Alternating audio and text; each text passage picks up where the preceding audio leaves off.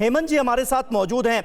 और हेमंत जी, आपका लंबा एक्सपीरियंस रहा है लखनऊ में, एक समाचार पत्र के संपादक के दौरान भी आपका काफ़ी मिलना जुलना हुआ मुलायम सिंह यादव से, इसलिए आप उनकी शख्सियत को बखूबी समझते हैं। अभी थोड़ी देर पहले मनोज झा को मैं सुन रहा था, आरजेडी के जो राज्यसभा सांसद हैं, उन्होंने एक बड़ी इंपॉर्टेंट बात कही। उन्होंने कहा कि देश की राजनीति को राजमहलों से निकालकर जमीन तक लाने वाले नेता थे मुलायम सिंह यादव। कितना सही आप इसे मानते हैं? समीर, देश की राजनीति में ये तो बहुत ही स्थापित सत्य है कि वो इटावा के किस परिवेश से गए थे। वो करहल के जैन इंटर कॉलेज में लेक्चरर थे राजनीति विज्ञान के। मुझे लगता है राजनीति विज्ञान भी नहीं कहना होगा, क्योंकि वो 10वीं 12वीं के थे तब वो राजनीति विज्ञान को सिविक्स कहा जाता था, नागरिक शास्त्र कहा जाता था जी।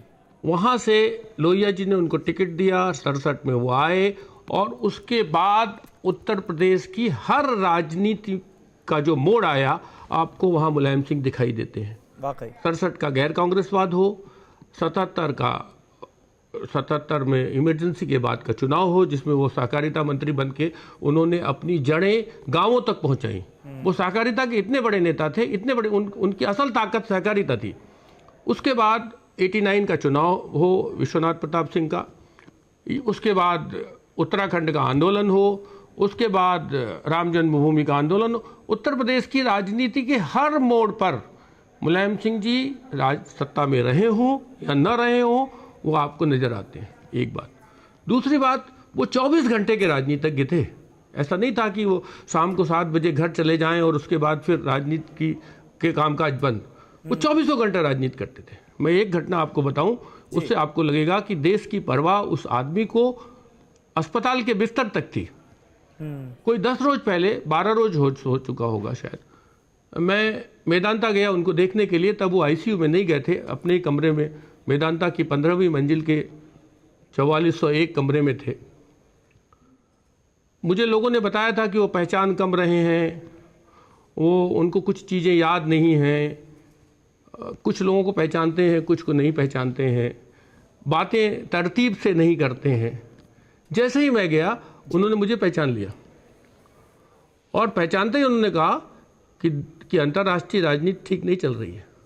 मेरे तो एकदम धरती खिसक गई। हमने कहा लोगों ने मुझे कुछ बताया था, यहाँ तो कुछ है। तो हमने कहा नहीं नेताजी ठीक है सब।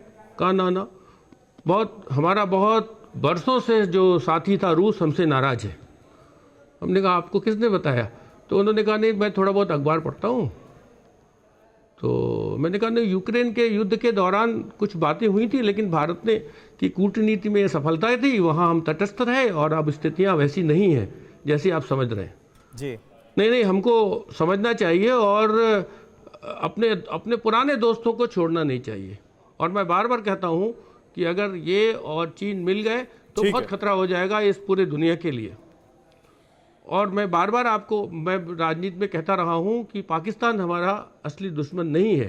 वो तो कंगाल हो चुका है, उसकी राजनीतिक ताकत नहीं है, उसकी फौज में ताकत नहीं है। असल दुश्मन हमारा चीन है। हेमंत जी कोई बात का भरोसा नहीं करता। मुझे लगा वो ज़्यादा बोल रहे हैं, मैं कमरे में था, उनके परिवार के लोग थे। मैंने कहा हाँ नेताजी बस नमस्कार करके मैं चला आया।